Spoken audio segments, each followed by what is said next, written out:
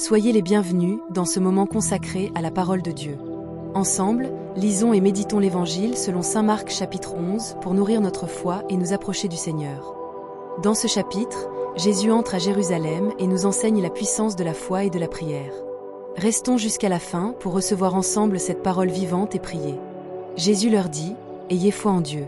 En vérité, je vous le dis, si quelqu'un dit à cette montagne, ôte-toi de là et jette-toi dans la mer, et s'il ne doute pas dans son cœur, mais croit que ce qu'il dit arrive, cela lui sera accordé.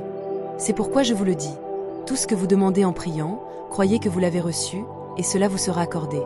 Et quand vous êtes en train de prier, si vous avez quelque chose contre quelqu'un, pardonnez-lui, afin que votre Père qui est dans les cieux vous pardonne aussi vos fautes. » Ce passage est un appel fort à la foi. Jésus nous montre que la prière n'est pas seulement des mots, mais un acte de confiance totale en Dieu.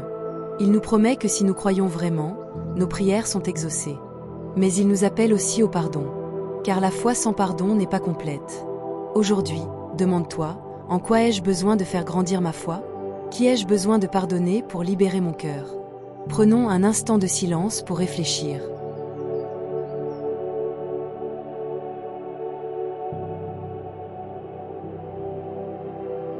Prions ensemble. Seigneur Jésus, augmente ma foi. Apprends-moi à croire sans douter, même quand les obstacles semblent insurmontables. Donne-moi la force de pardonner comme toi, tu pardonnes. Viens toucher le cœur de chaque personne qui regarde cette vidéo, apporte la paix et la confiance. Nous croyons que tu exauces nos prières. Amen. Merci d'avoir pris ce temps pour méditer ensemble sur l'Évangile selon saint Marc chapitre 11. Nous voyons ici la foi qui déplace les montagnes, l'appel à la prière sincère, et le pardon que Dieu attend de nous. Je vous invite à garder ces paroles précieuses dans votre cœur aujourd'hui. N'hésitez pas à réécouter cette vidéo, à prier avec confiance et à offrir le pardon comme Jésus nous l'enseigne.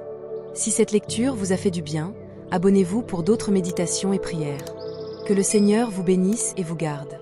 À très bientôt sur Cœur Spirituel.